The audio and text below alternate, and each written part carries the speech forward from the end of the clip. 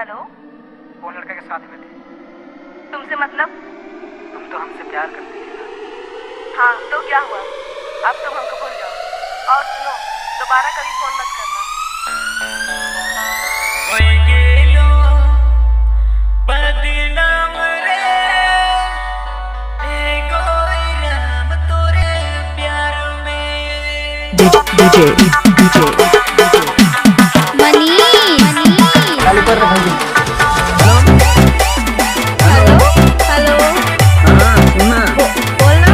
Hello अगर तू phone कर हमने आगे चला। चालू कर रहे भाई।